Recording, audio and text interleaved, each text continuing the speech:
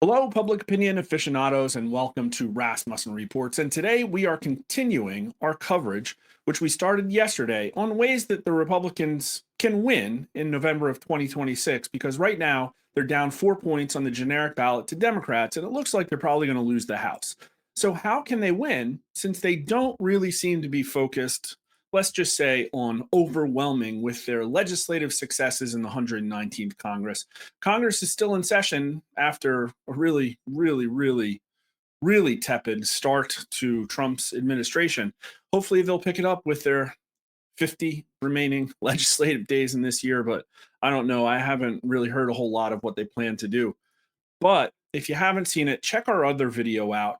This one was about redistricting, about gerrymandering, about the way the Democrats have done it to really horrifying levels, and how now the Republicans in places like Texas could compete with them and pick up representation in the House and maybe keep that majority. And listen, more power to them if they can do that. But go check the video out if you haven't already yet. There is a slight problem. Voters actually think by 5 points that Republicans gerrymander more than Democrats, and they don't like the idea of gerrymandering. They say it's a threat to democracy, believe it or not, by a 36-point margin.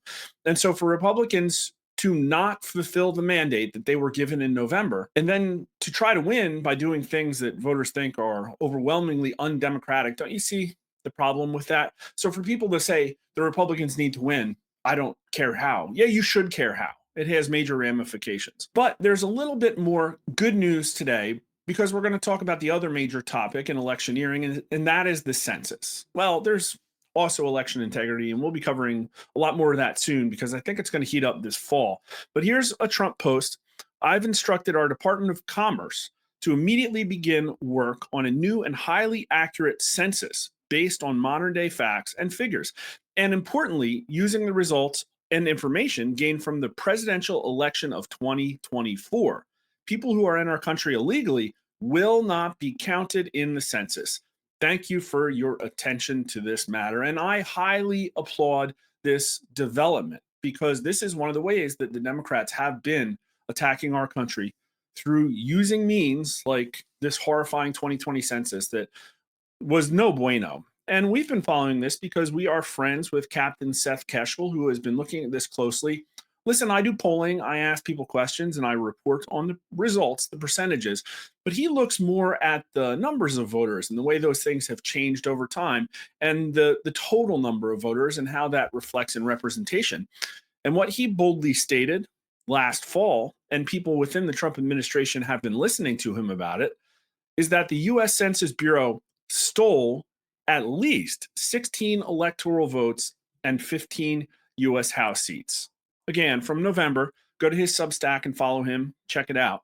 Since we are quickly approaching the holidays, I'll feel charitable. I will publish this article with a naive assumption there is no foul play present in the 2024 election. Well, there probably was, at least in the race for electoral college votes, meaning I won't be saying Trump should also have carried Minnesota, even though the execution of their elections is about as sound as my own ability to ice skate, and any relatively close result there should be highly scrutinized. The 2020 election forced everyone's eyes wide open for vote rigging. Yes, it did. As you all know, it got up to 66% of the electorate who thought that the outcome of 2024 was going to be affected by cheating. But far fewer have paid attention to the corruption of the last US Census, conducted in one of the worst years in human history, 2020. Yeah, it probably doesn't make sense to do it then. This isn't me spitballing here. The Census Bureau came out and admitted that they botched that census, just like every pipe burst, power loss, machine failure, extension, or batch of found ballots always favors the Democrat candidate. Who do you think the census botch favored? Democrats, of course. This admission led me to conducting a small research project last year you should familiarize yourself with before proceeding further.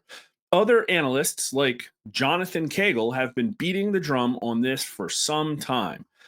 These states, shaded in green, appear to have normal population data and likely accurate totals, or at least realistic, especially in context of the Census Bureau's admission of which states they botched the most. Here's how these states voted. Harris got 109 electoral votes. Trump got 89 electoral votes. That means 340 electoral votes are assigned to states that appear to have been botched by the Census Bureau, with Harris needing 161 of 340 remaining, 47%, and Trump needing 181, 54%. Maricopa County in Arizona are two prime examples of census rigging, and I presented that at the Arizona Senate's election integrity hearing in February of 23. Now he's showing Arizona population growth, which you can see is, yeah, give or take roughly about a million every decade. Yet somehow we're to believe that Maricopa County, who's increasing at, let's call it 700,000, can belch out more than 2 million ballots in each of the last two presidential races, including this year's, with Trump coming up on 1.8 million votes in the Grand Canyon state.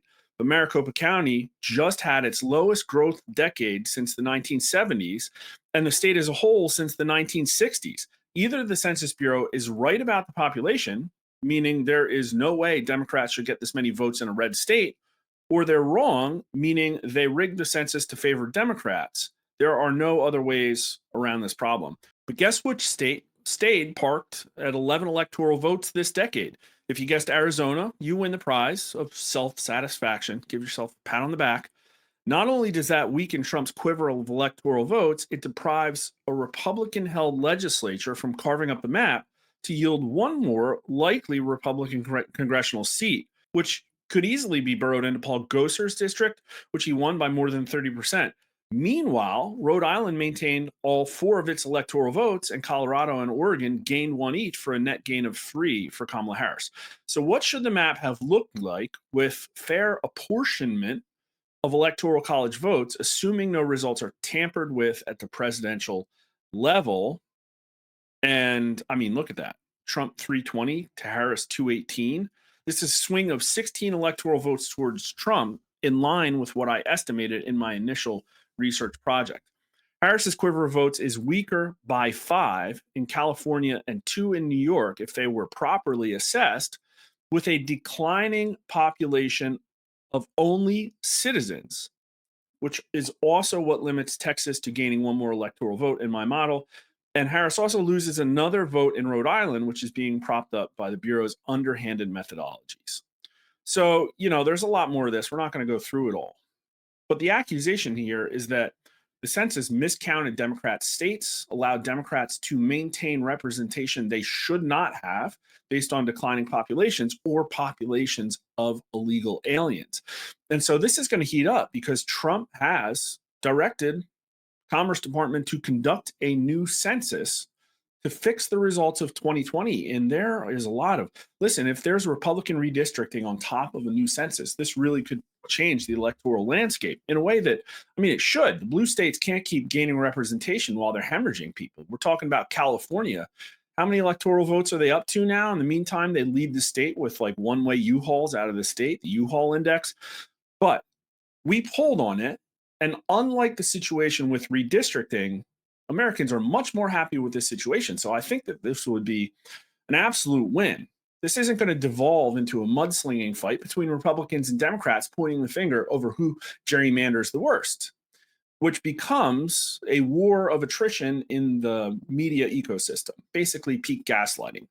That's what that's going to devolve into. But this, I think, would be a huge win, especially if Trump can convince America that there really were major problems with the 2020 census.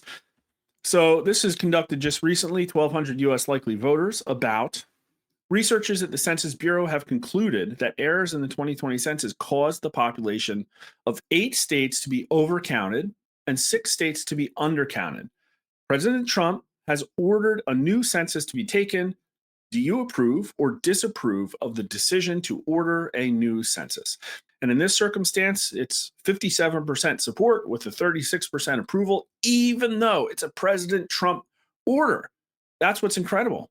He's underwater in his approval rating this week, and yet this is strongly in the black. 10% somewhat disapprove, 24% strongly for 34% disapprove. So this is up 23 points. That's a massive margin, 57% to 34%. And yeah, 65% of male voters, Another 65% 18 to 29-year-olds. Massive, massive majorities of 30 to 50-year-olds. No race signal whatsoever. 43% of Democrats approve of an action that Donald Trump is ordering to retake the census. 43% of Democrats approve, only 47% disapprove, 37% strongly, 83% of Republicans approve, 49% of independents to only 42% of independents who disapprove. So that's +7. So this is a win. This is definitely a win. That 57% number of people who approve of this is almost identical to the number of people who say that the idea of gerrymandering to favor one party undermines democracy. In announcing his decision to order a new census, President Trump has said that illegal immigrants would not be counted. Should the census count illegal immigrants? 36% say yes, 52% say no. And I mean, this is what you'd expect from a country where 62% support mass deportations, and overwhelmingly a 100% deportation candidate beats 100% amnesty candidate, like by 20 points. So no, it's not fair. They should not count illegal immigrants. Who wants to count illegal immigrants most? Surprisingly, 40 to 49-year-olds. That's weird. Black voters, not Hispanic voters. Democrats, 49% of Democrats. So a plurality of Democrats, 49%, want to count illegal immigrants in the census. 37% say no. Republicans are the other way. 65% say no, 29% say yes. 57% of independents say no, only 30% say yes. So this one's a little bit more muddy, but a very, very, very clear majority say no. If Trump is really successful and making this about correcting errors and not about electioneering in order to basically undermine democracy, this is a very big win. And I love to see it, because essentially the Democrat Party cynically undermined our own national sovereignty to flood our country with illegal immigrants who violate the laws, who harm Americans, who take away jobs, who drive up housing prices, and Americans are sick of it. So this is one of the very overt and clear ways that we can fix things, right the wrongs of the last couple of years that have pushed our country increasingly to the brink of civil war and put us in a situation where only 30% trust the federal government. Let's get it done. If you've learned something, make sure to like the video and subscribe. Follow us on X at Rasmussen_poll and myself at Honest Pollster. You can watch our videos on YouTube at Rasmussen_poll and Rasmussen_rewind, and on Rumble at Rasmussen Reports.